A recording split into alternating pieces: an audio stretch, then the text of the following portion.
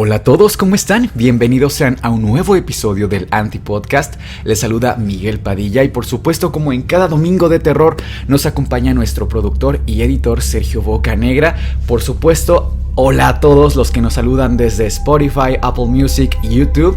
Y al más allá de este micrófono, como cada domingo, mi mejor amiga y compañera, la doctora Cas Otamendi. ¿Cómo estás, Cas? Hola, Miguel, estoy muy bien, también muy agradecida por los suscriptores que han dejado su propina. Es gracias a ustedes que, por ejemplo, pudimos pintar la pared de negro detrás de Miguel. Y recuerden que este tipo de donaciones pues prácticamente los hacen productores de este Antipodcast, así que muchísimas gracias. Así es, nosotros somos Sergio, Cas y Miguel y esto es el Antipodcast. Si recuerdan, en episodios anteriores les pedimos a los suscriptores que nos mandaran sus evidencias, que nos mandaran esas fotografías paranormales con o sin contexto que tuvieran ahí, guardadas de algún momento paranormal por el que pasaron. Y les traemos las más impactantes que nos pudimos encontrar. Cas, ¿con qué vamos a empezar?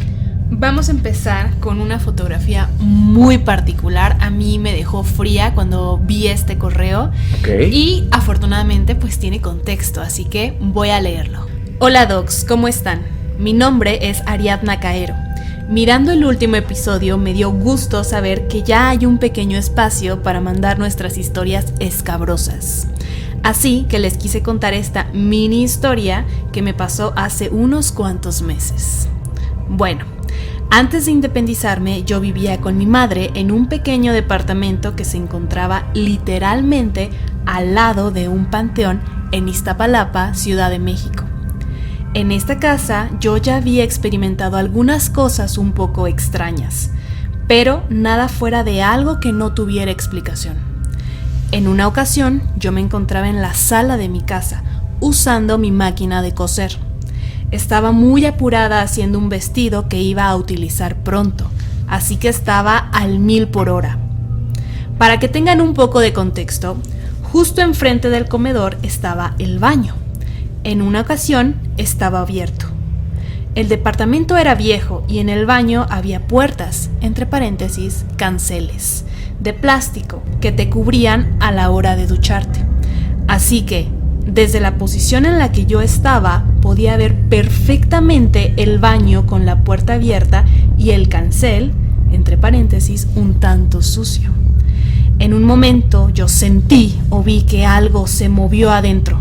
Enseguida miré y pude ver claramente a alguien parado adentro de la ducha. Me asusté y me ericé de pies a cabeza, pues ese día estaba sola en casa. En cuanto lo vi, rápidamente tomé el teléfono y alcancé a tomar esta foto. Unos segundos después, lo que vi ya no estaba. Jamás le vi una explicación lógica y al día de hoy no puedo creer que logré capturar algo con mi cámara. Le platiqué a mi madre y decidimos limpiar con incienso y velas, por si cualquier cosa. Y unas semanas después me fui de esa casa, así que no supe qué más pasó. Tengo conocimiento de algunas historias de las personas que vivían ahí antes. Cosas como golpes en las puertas, las cosas se perdían y se caían sin explicación alguna, dando a entender que quizás habitaba algo más ahí. Era lógico, al lado hay un panteón. Les adjunto la foto y también una foto del cancel normal para que se vea la diferencia. Aunque es más que claro que había alguien ahí. ¿Ustedes qué ven? Les mando un saludo y un abrazo fuerte. Gracias por el contenido tan interesante que ambos crean y por hacerme compañía desde que vivo sola. Soy fiel compañera del Antipodcast. Miguel, vamos a comenzar a observar la primera fotografía que ella nos manda. Como puedes ver, justamente coincide con la historia, ¿no? Ella está en una posición sentada que tiene justo el baño frente a sus ojos. Ok, ¿esa es la fotografía donde no hay ninguna entidad? No hay nada, ninguna sombra, nada. Se ve el cancel un poco sucio, como ella comenta, pero pues normal, sí, ¿no? Para la gente que solamente está escuchando, que no está viendo, es una fotografía literalmente de un baño con un cancel a medio abrir. Se alcanza a ver el cancel, se alcanza a ver también la pared del otro lado y bueno, lavabo y parte de la pared que está aledaña justo al lavabo. Ok. Y la siguiente fotografía ya es impresionante. A ver, voy a hacerlo un poquito más grande. Voy a intentar describir lo que estamos viendo. Es bastante impactante la fotografía. Estamos viendo el mismo espacio, aparentemente con cancel. No, ¿sabes qué? Vamos a regresar a la anterior. Es que estoy viendo algo. Mira, esta es la anterior. Si te fijas, el cable que está aquí colgando en la primera fotografía, sí, pareciera que el cancel está abierto. ¿Estás de acuerdo? Sí. O sea, como si hubieran jalado el cancel hacia la derecha. Uh-huh. La siguiente fotografía, el cancel parece que está cerrado. O sea, se presenta aquí esta parte como más sucia propiamente del cancel. El cable yo creo que más bien estaba delante del cancel. Sí, claramente es así, incluso aquí lo podemos ver. Pero lo impactante de esta fotografía es que se ve que alguien está detrás del cancel. O sea, quiero pensar que el hecho fue así. Esta persona ve a esta entidad, toma una fotografía en ese momento. Quiero pensar que con el celular fue lo primero que tenía. Toma la fotografía y después toma otra abriendo el cancel y efectivamente no había nadie. Quiero pensar que por eso tenemos como esta secuencia de hechos. Voy a describir lo que vemos en la segunda fotografía, que es donde sí se ve algo. O sea, para empezar, sí se ve algo. Es indiscutible. Sí, incluso para mí es clarísimo, y me voy a arriesgar quizá de más, pero yo veo aquí un niño fallecido. Y te voy a decir por qué. Para empezar, la altura más o menos de la manija es baja. ¿Qué te gusta? ¿1.20? Aproximadamente. Aquí en México o en Latinoamérica las puertas no son tan altas. Y más o menos esa altura le llega casi al hombro. Número 2, algo que me llama mucho la atención es la gama de colores de esta entidad.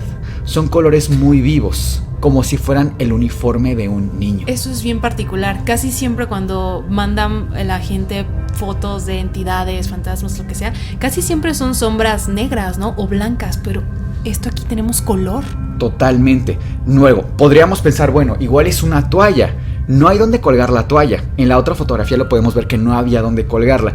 Y número 3, y cosa que también me llama mucho la atención, es que el rostro no está bien marcado, pero sí hay ciertos rasgos, cierta silueta, cierta circunferencia que podría ofrecernos este espacio de lo que corresponde a la cabeza. Yo veo incluso aquí las dos piernas de esta entidad. O sea, está literalmente de pie, viendo a través del cancel a la persona. La siguiente antievidencia nos la manda Zulema Rodríguez y dice así: hola, buen día chicos, encantada de poder escribirles y relatar mi experiencia. A inicios de 2022 pasaba por una depresión muy fuerte, no veía la salida del fondo en el que estaba. Pasaron meses horribles para mí, todo era llanto, sin ganas de trabajar ni de vivir. Pero todo cambió ya que estoy en terapia y empecé a salir del fondo como a mediados de año. Ya miraba la vida un poco mejor, me sentía mejor conmigo misma, ya no lloraba, todo era diferente. Para mediados de septiembre, un día de la nada, amanecí con unas marcas muy extrañas en ambas piernas.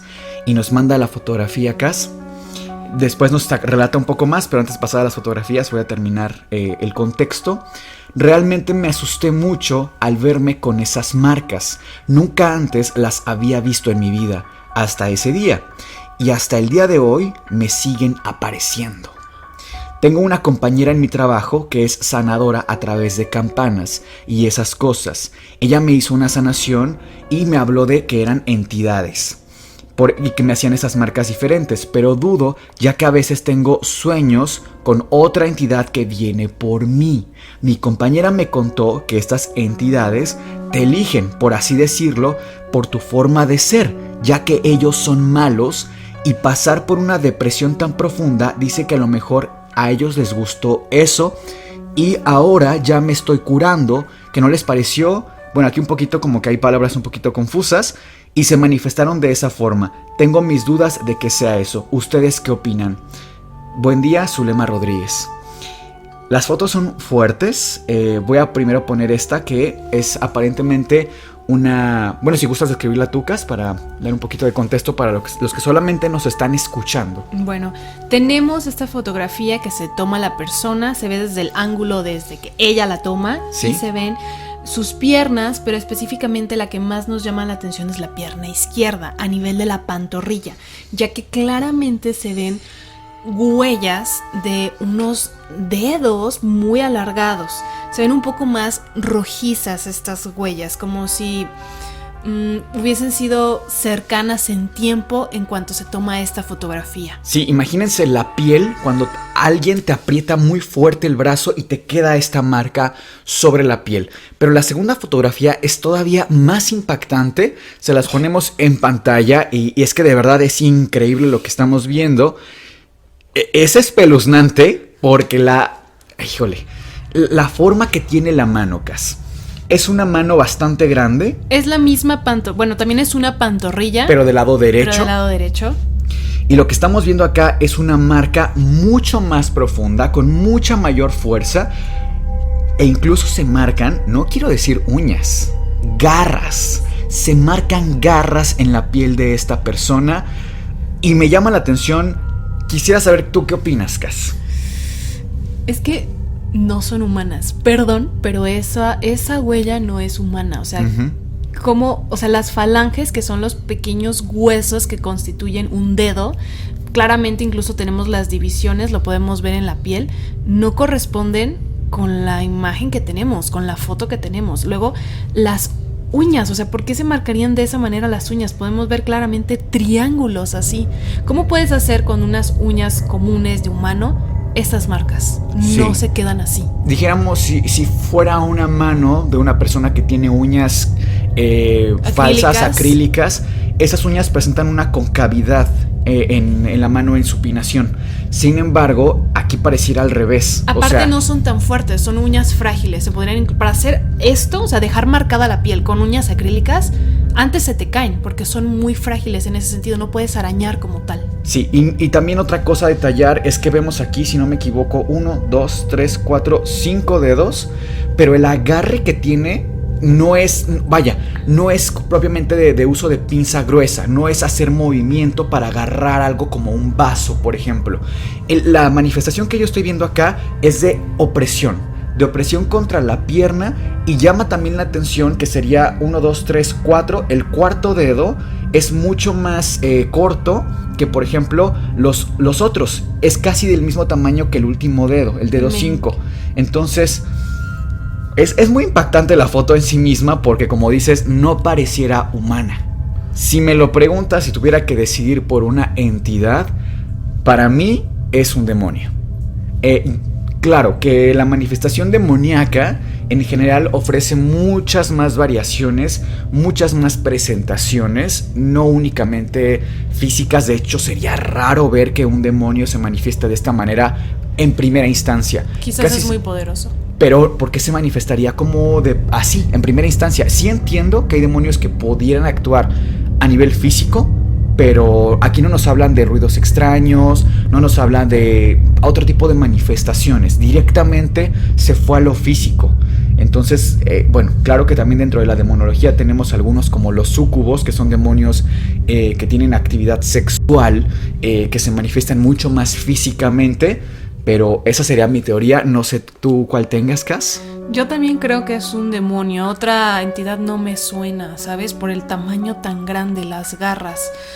O quizás ya en el último de los casos algún demonio pero con forma de animal, por el tipo de garras, ¿sabes? Y yo también estoy de acuerdo con ella en lo que dice que este tipo de entidades normalmente buscan manifestarse en personas que están pasando por una situación difícil. ¿Por qué? Porque tienen el sistema inmune más bajo. Por ejemplo, ella estaba en depresión cuando esto sucede. Entonces, de cierta forma, para estas entidades, llámese demonios, fantasmas, lo que sea, es más sencillo atacar a estas personas que ya están de por sí bajas en energía, ¿sabes? Ok, ahora vamos a imaginar lo peor. Imaginemos que hay una persona que quiere replicar esto y que quiere hacer este tipo de huellas en falso. También llama la atención esa teoría. No estoy poniendo en duda la historia de Zulema, pero también hay que analizar esa posibilidad. Dentro de eso, a mí lo que me llama la atención es que utilizando algún tipo de guante, digamos, pues sería mucho más uniforme la distribución de los dedos, de las falanges, como bien dijiste. Entonces aquí me remarca esa deformidad de la mano y que no tiene un agarre. Si fuera un instrumento, digamos algo con forma de vela, me suena ahora quizá, igual el tamaño no corresponde, ¿sabes? Es diferente en cada uno. Este es mucho más delgado, este es mucho más grueso y varía. Entonces lo dejo al criterio de cada quien. Por supuesto, en los comentarios pueden dejar sus teorías y sus comentarios. ¿Y a dónde nos pueden mandar sus evidencias, Cas? Claro, para que esto siga sucediendo en cada uno de los programas, recuerden que el correo para recibir todo tipo de evidencia es antipodcast@gmail.com. Y esa fue la evidencia de esta semana. Por favor, síganos compartiendo, que está increíble. A mí me encanta esta nueva sección del canal. Cas, pero ¿cuál es el tema que nos trae el día de hoy? El tema que nos trae el día de hoy son los vampiros. Miguel, ¿a ti te gusta ese tema? ¿Te llama la atención? ¿Qué piensas? Muchísimo. Fíjate que me interesa mucho el tema porque tiene un contexto médico, social, cultural, artístico. De hecho, una de mis novelas favoritas es Drácula, de Bram Stoker. Una novela, Cas, que cuando la leí esperaba otro tipo de terror, pero realmente es espectacular cómo Drácula, esta entidad maligna, se siente durante todo el libro. El libro, Cas, tiene más de un siglo, tiene 125 años que se publicó en 1897, fíjate. Contexto un poco para la gente que diga, bueno, ¿y eso qué? En 1897, una época muy distinta a la que vivimos actualmente, se venía arrastrando mucha oscuridad de pensamiento, mucha oscuridad social, me atrevo a decir. Recordemos que, por ejemplo, personajes como Van Gogh estaban trabajando en 1888 en obras tan importantes como Girasoles. O sea, un poco para que se sitúen en los personajes de la época. Estaba trabajando Tesla, estaba trabajando Sigmund Freud en esa época en el psicoanálisis. Realmente íbamos saliendo un poco de mucha oscuridad de pensamiento y dirigirnos hacia nuevos horizontes, pero la época era increíble, ¿no? Como para situarnos a nivel de publicar a un personaje del tamaño de Drácula. Y si me permites, aquí tengo el libro, porque seguramente han visto en YouTube que lo tenemos usualmente colocado aquí como parte del acervo personal, porque es un libro que realmente pues se ha leído. Del acervo del Antipodcast. Sí, aquí les va un pedacito, porque realmente les recomiendo que lo lean. Es pesado de leer, a decir verdad, pero es muy bueno. Los muertos van deprisa. Aquello era tan insólito y misterioso que estuve a punto de desmayarme y comencé a lamentar no haber seguido el consejo del cochero Johann. En ese momento me asaltó una idea terrible. Era la noche de Walpurgis. Walpurgisnacht. Sí, la noche de Walpurgis, en la que miles y miles de personas creen que el diablo surge entre nosotros, que los muertos abandonan sus tumbas y que todos los genios malignos de la tierra, del aire y de las aguas llevan a cabo sus bacanales. ¿Te suena este concepto de Walpurgisnacht? Leí la obra en algún momento, pero no recuerdo el concepto. ¿Nos puedes recordar? Bueno, pues ahí te va, porque esto es muy interesante. Walpurgisnacht es alemán. Perdón por mi alemán tan oxidado, pero si lo podemos traducir al español, lo más cercano sería la noche de Walpurgis. Esto, Cas, digo que tiene un contexto real porque se pensaba en tiempos muy antiguos, estoy hablando casi del medievo, que la noche del 30 de mayo, diferentes entidades, incluidas brujas de toda la zona aledaña a Alemania, tomaban sus escobas y volaban fíjate lo que creía la gente, volaban por los aires y se trasladaban hasta el corazón del bosque de Herz, que es una zona real y que está circundada además por zona muy montañosa. Se pensaba que estas brujas llegaban justo a esta zona y esa noche era tan especial porque el diablo estaba dispuesto a escuchar. Y no solo eso, Cas, después de eso se trasladaban a la zona montañosa junto con todos los herejes y entidades que tú te puedas imaginar para seguir con un ritual muy sangriento, muy, por no decir la palabra, escabroso, para que no nos quiten el video. Pero es increíble lo que se pensaba. Ahora, esto no se queda acá. Resulta que en esa misma época surge una figura que se llama Walpurga. Walpurga era una monja. Como la mayoría de las monjas de aquella época, y lo vemos también en episodios de la historia como las monjas de Loudun, por ejemplo, en Francia. Estas madres estas monjas, estas hermanas, primero pertenecían a la nobleza, eran abadesas muchas veces.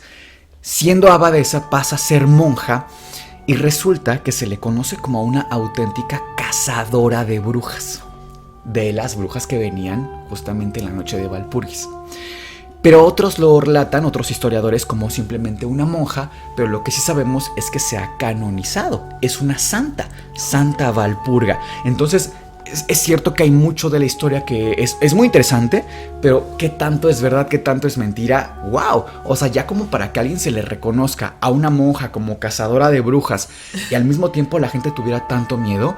Ahora, en Alemania todavía se celebra la noche de Walpurgis y se celebra con festivales y la gente se disfraza y demás. Pero para practicantes de la magia de esta zona, y esto lo vi incluso en un documental muy interesante, ellos practican la magia porque piensan que genuinamente esa noche hay entidades, hay mayor capacidad de comunicación con el otro lado. Y me gusta muchísimo cómo algo que pasó en el medievo hoy traspasa nuestros días, traspasó a la literatura y hoy seguimos hablando de esto.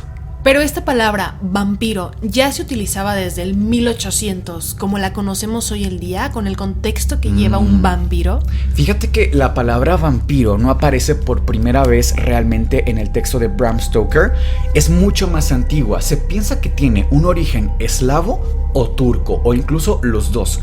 Lo que son las lenguas eslavas son hermanas del latín. Ambas provienen de lingüística indoeuropea.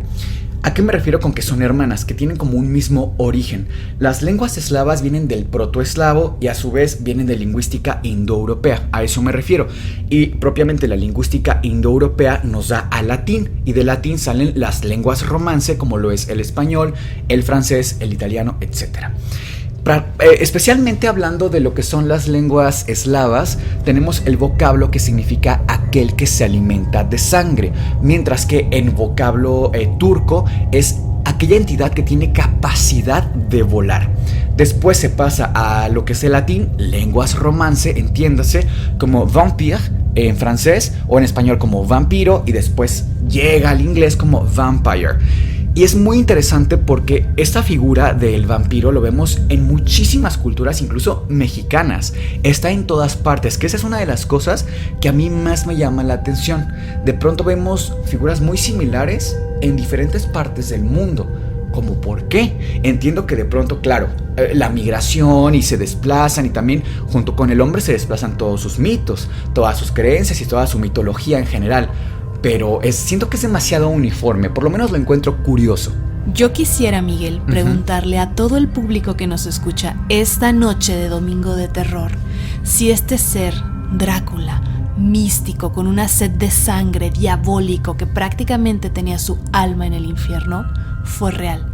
Porque yo les quiero decir que sí, y les voy a contar la historia. Un poco de contexto.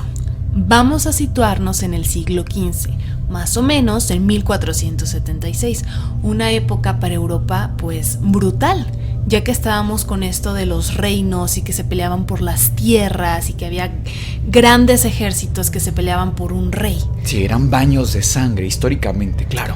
Tenemos al papá de Vlad Tepes, que es nuestro personaje principal, es en quien se inspira Bram Stoker para hacer a Drácula. Vlad Dracul, justamente de ahí se agarra el nombre, que por cierto en rumano significa demonio, era un rey que estaba peleando por su reino contra el ejército otomano, que era prácticamente Turquía.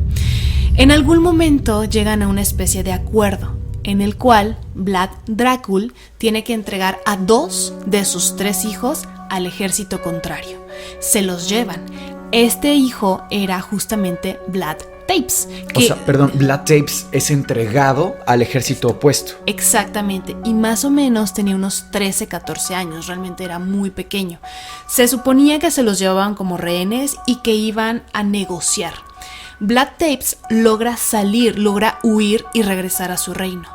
Y encuentra una escena dantesca, terrible. Encuentra a su padre muerto torturado, y al hermano que se salvó, que no se lo llevaron como rehén, lo encuentra quemado, lo quemaron vivo. A partir de este momento, Black Tapes cambia por completo. Ya es otra persona y tiene una sed de sangre, pero en sentido, a lo mejor no literal, pero sí una sed de venganza. Claro. Exacto.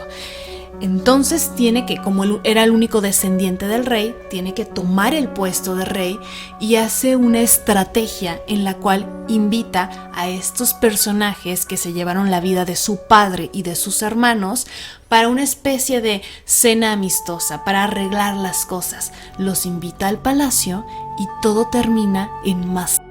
Todo era una trampa. Exactamente, era una trampa. Termina en un baño de sangre. A partir de este momento, cambia de postura. Se vuelve una especie de obsesión y los comienza a torturar.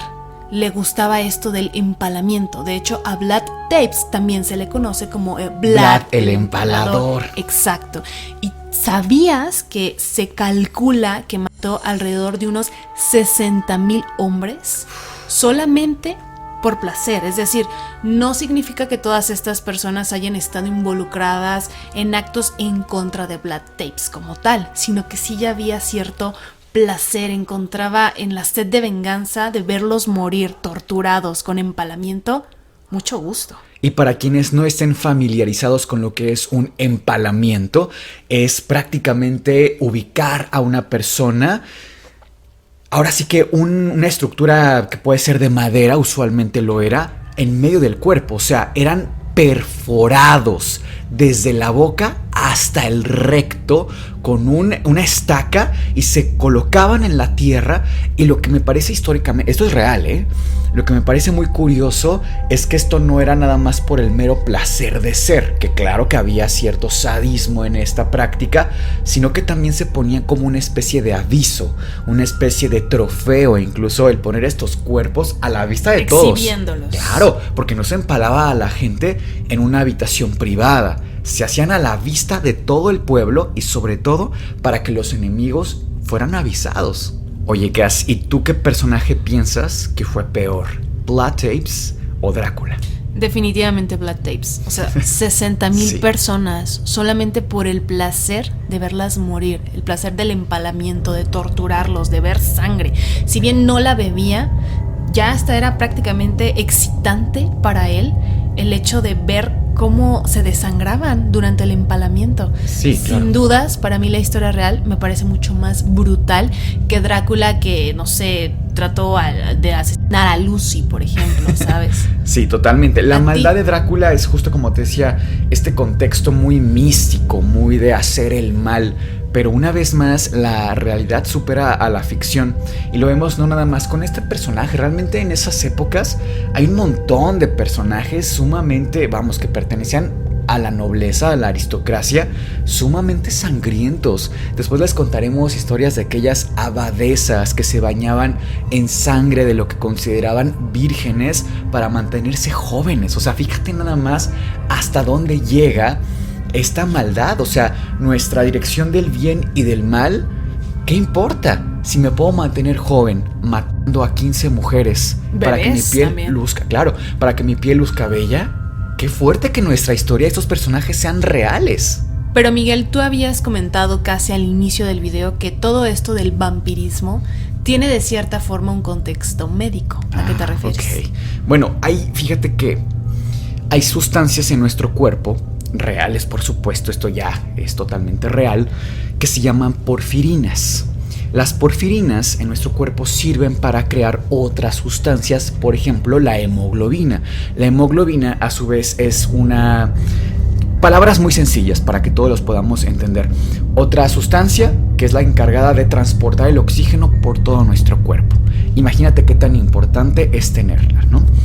Sin embargo, cuando hay ciertos defectos a nivel genético de la porfirina, estas se pueden, por ejemplo, acumular, pueden tener simplemente defectos, no funcionar de la manera en que deberían, de tal suerte que nos ofrecen un grupo de enfermedades metabólicas, entre ellas las porfirias.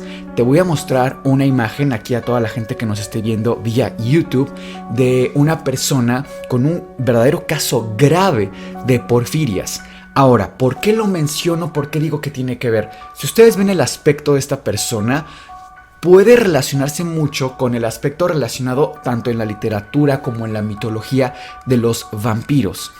Son personas que a la vista pueden resultar un poco impactantes cuando uno no tiene un contexto médico. Por supuesto que hoy día merecen toda nuestra empatía y nuestro respeto, pero les recuerdo que todo este contexto era en los 1800.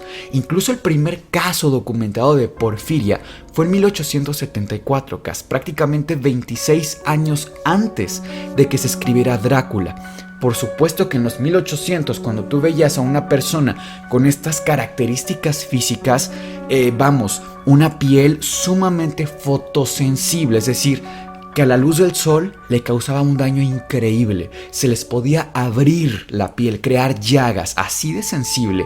Además tenían convulsiones. Claro, en los 1800, una persona que le da el sol y se le abre la piel, que está convulsionando claramente, o se le metió el demonio o es un vampiro, ¿no? Entonces, en ese contexto histórico me parece muy interesante. Claro que es en 1930 y tantos, no recuerdo el año específico, que Fisher gana el primer premio Nobel relacionado con un trabajo por porfirias. Entonces, realmente pasaron casi otros 40 años después de Drácula para que tuviéramos realmente un contexto científico y sobre todo que se le diera la divulgación. Es más, Cas, estoy seguro que el 90% de la gente que está viendo hoy el Antipodcast nunca había escuchado de las porfirias. Es que aparte no son enfermedades como tal muy comunes de este lado del mundo, en este continente. Pero por ejemplo, en Suecia, que es una enfermedad muy común, hay un caso en cada 10,000 personas. O sea, son enfermedades muy comunes en el otro continente, por ejemplo, en el continente europeo. Sí. Y además tienen otras manifestaciones clínicas que, insisto, hoy no nos suenan tanto, pero a ver, por ejemplo, son personas que tienen ciertos trastornos neurológicos, entre ellos convulsiones, como ya dijimos, pero también alucinaciones. Entonces, repito, situémonos, 1800, persona que no le puede dar el sol, persona que está viendo cosas, entidades que nadie más ve. Y número 3, este aspecto bastante imponente para la época. Por supuesto que la gente va a pensar en todo menos en un aspecto científico, ¿no? Claro, también por ejemplo tienen dolor abdominal constantemente les duele el abdomen. Sí. Y eso hace que se pongan en posición álgica, justamente que es que te agachas un poco, te encorvas. Todo el tiempo o gran parte del tiempo están sufriendo dolor abdominal, pues claro que los ves con esta posición, justamente como la posición que tenía Drácula, ¿no? Así jorobado. Estas llagas que se les hacen en la piel cuando les da el sol se pueden infectar de microbios, bacterias, lo que quieras, y eso hace que estas bacterias sobreinfecten la piel y se pueda deformar su piel. Entonces se van haciendo cicatrices, marcas, deformidades en la piel y también sufren insomnio. Entonces también por eso los vampiros no duermen, ¿no? Todo el tiempo están despiertos, se les hacen llagas en la piel. Todo de cierta forma en el 1800 coincide. Y bueno, esperamos que hayan disfrutado este episodio del Antipodcast tanto como nosotros. Sí sabemos que este fue un episodio más histórico, cultural, pero realmente es la perspectiva que nosotros tenemos, es esta perspectiva científica, médica, que histórica. Les podemos ofrecer. Claro, es nuestro diferenciador. Cas, el correo, porque es que la evidencia de hoy, estas garras, este niño fantasma fue increíble. ¿A dónde nos pueden mandar la evidencia? El correo es antipodcast@gmail.com. Repito, para la gente que solamente nos escucha, antipodcast@gmail.com. Miguel, no me dejarás mentir que este episodio realmente fue especial porque pudimos poner al principio la evidencia que en este caso 2 suscriptoras nos enviaron. Así que por favor les invito a toda la audiencia que nos envíen esas fotos, esos videos extraños que en algún momento tomaron, con contexto, sin contexto. Sus historias enriquecen muchísimo este programa. No olviden que ya estamos en todas sus plataformas digitales favoritas. Nosotros somos Sergio, Cas y Miguel y les deseamos dulces pesadillas.